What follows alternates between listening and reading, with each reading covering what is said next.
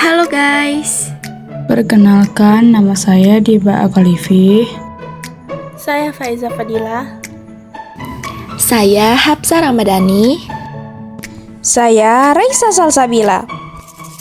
Di sini kami akan menjelaskan materi tentang kemiskinan. Sebelumnya, kalian tahu nggak sih apa itu kemiskinan?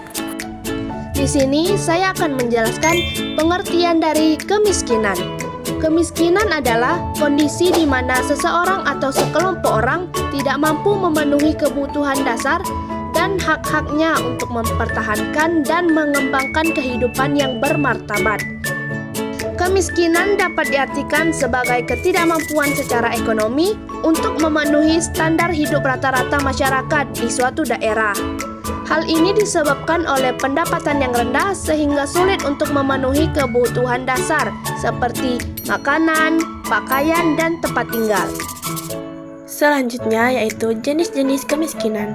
Jenis-jenis kemiskinan terbagi menjadi 3, yaitu pertama, kemiskinan relatif, yang kedua, kemiskinan alamiah, dan yang ketiga, kemiskinan subjektif.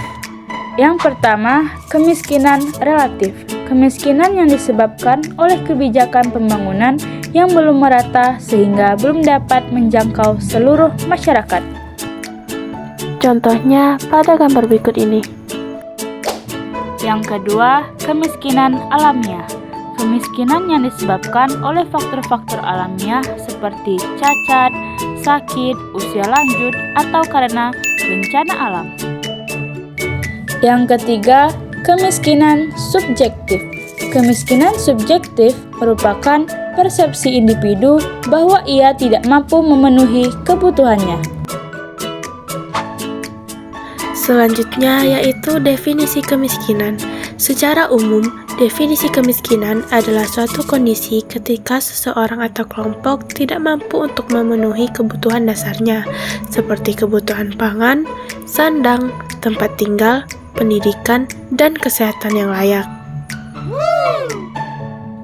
Hal ini juga biasanya ditentukan oleh pemerintah melalui penetapan garis kemiskinan yang ditentukan dengan ekonomi, karena tingkat kesejahteraan masyarakat ditentukan oleh kebijakan ekonomi pemerintah. Jadi, kemiskinan bisa juga disebabkan oleh gagalnya perkembangan ekonomi yang direncanakan pemerintah. Selanjutnya, faktor-faktor kemiskinan. Yang pertama, tingkat pendidikan yang masih rendah. Faktor penyebab kemiskinan yang pertama adalah tingkat pendidikan yang tergolong masih rendah. Seperti yang telah disebutkan sebelumnya, pendidikan merupakan kebutuhan pokok yang harus dipenuhi setiap orang. Bila seseorang tidak memenuhi kebutuhan pokoknya tersebut, maka tidak dapat dipenuhi oleh orang tersebut. Dapat disimpulkan bahwa itulah penyebab kemiskinan. Dalam konteks ini, penyebab kemiskinan adalah kebutuhan pokok yang merupakan pendidikan. Tingkat pendidikan yang rendah mengakibatkan seseorang cenderung kurang memiliki keterampilan, wawasan, dan pengetahuan yang memadai untuk kehidupannya. Sedangkan untuk dunia kerja maupun dunia usaha, pendidikan adalah modal untuk bersaing dalam mendapatkan kesejahteraan nantinya. Oleh karena itu, terjadi banyak pengangguran dan penyebab kemiskinan disebabkan oleh tingkat pendidikan yang rendah ini. 2. Masih terbatasnya lapangan kerja. Faktor penyebab kemiskinan yang kedua adalah keterbatasannya lapangan pekerjaan. Dengan terbatasnya lapangan kerja, masyarakat tidak dapat memenuhi kebutuhannya. Karena dengan bekerjalah seseorang mendapatkan upah yang nantinya digunakan untuk memenuhi kebutuhan pokoknya tersebut. Keterbatasan lapangan pekerjaan akan membawa konsekuensi penyebab kemiskinan pada masyarakat.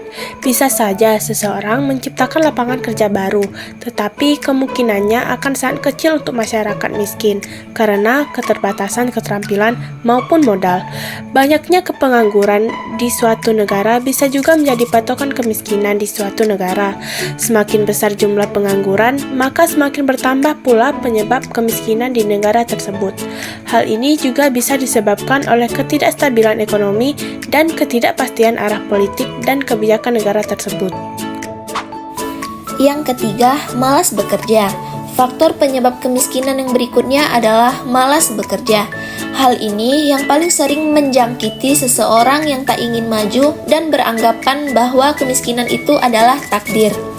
Hal-hal tersebut membuat seseorang tidak bergairah dan bersikap acuh tak acuh untuk bekerja, dan mengantarkan mereka kepada kemiskinan dan membuat kesejahteraannya menghilang.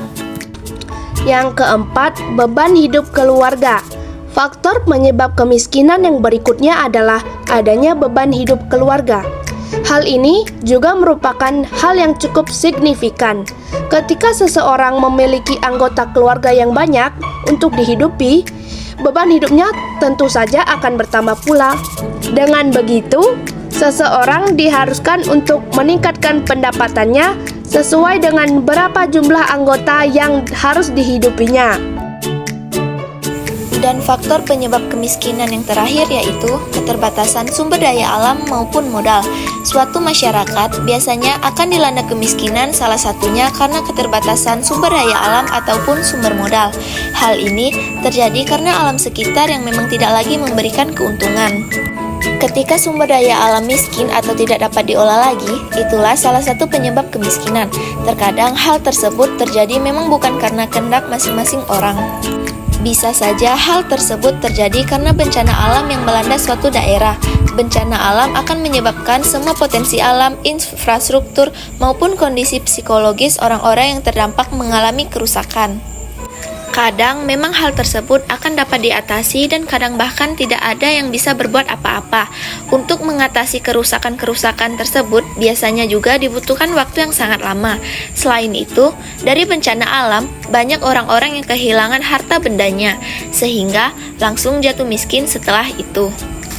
Selain itu, keterbatasan modal juga menghambat perkembangan seseorang, apalagi untuk orang yang memiliki tingkat pendidikan rendah. Tidak hanya modal material, orang tersebut juga akan memiliki keterbatasan modal keterampilan atau pengetahuan. Hal ini tentunya menjadi penyebab kemiskinan yang juga cukup serius. Selanjutnya yaitu indikator kemiskinan. Adapun indikator kemiskinan yang dikutip dari Badan Pusat Statistik sebagai berikut.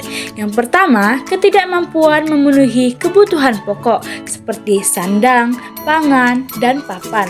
Yang kedua, tidak adanya akses terhadap kebutuhan hidup dasar lainnya seperti kesehatan, pendidikan, sanitasi, air bersih, dan transportasi. Yang ketiga, tidak adanya jaminan masa depan karena tidak mempunyai investasi untuk pendidikan dan keluarga. Yang keempat, kerentanan terhadap guncangan, baik yang bersifat individual maupun massa. Yang kelima, rendahnya kualitas sumber daya manusia dan terbatasnya sumber daya alam. Yang keenam, kurangnya apresiasi dalam kegiatan sosial masyarakat. Yang ketujuh, tidak adanya akses dalam lapangan kerja dan mata pencarian yang berkesinambungan. Yang kedelapan, ketidakmampuan untuk berusaha karena cacat fisik dan mental.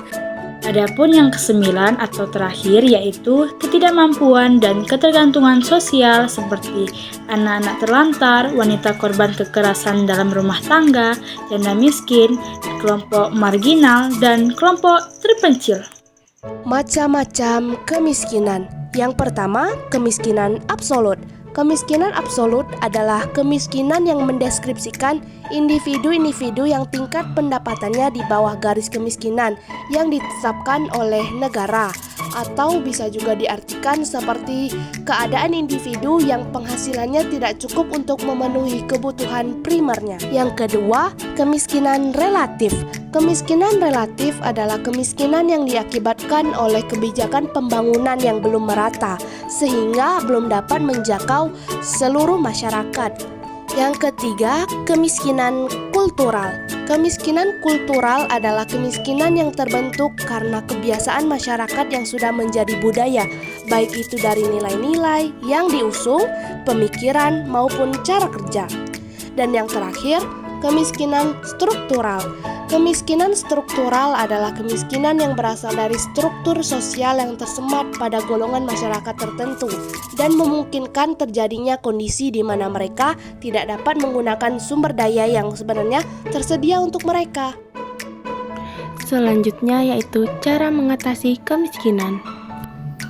Ada beberapa cara untuk mengatasi kemiskinan, di antaranya 1. Meningkatkan pendapatan. Meningkatkan pendapatan masyarakat dapat dilakukan dengan berbagai cara, seperti menciptakan lapangan kerja, memudahkan akses pendidikan dan kesehatan, serta membangun infrastruktur secara merata. Yang kedua, mengurangi beban pengeluaran. Pemerintah dapat mengurangi beban pengeluaran masyarakat miskin dengan memberikan bantuan sosial, seperti bantuan langsung tunai atau BLT, dan program keluarga harapan atau yang disebut dengan PKH. Ketiga, mengurangi kantong-kantong kemiskinan. Pemerintah dapat mengurangi kantong-kantong kemiskinan dengan melakukan regionalisasi bantuan sosial. Keempat, partisipasi masyarakat. Masyarakat dapat berpartisipasi dalam program pengentasan kemiskinan sebagai penerima dan pelaksana pembangunan.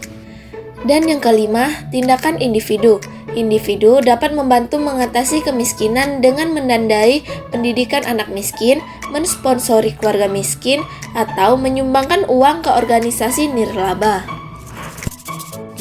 Hanya itu materi singkat yang dapat kami jelaskan. Jika ada salah kata, kami mohon maaf dan terima kasih untuk perhatiannya. Bye-bye.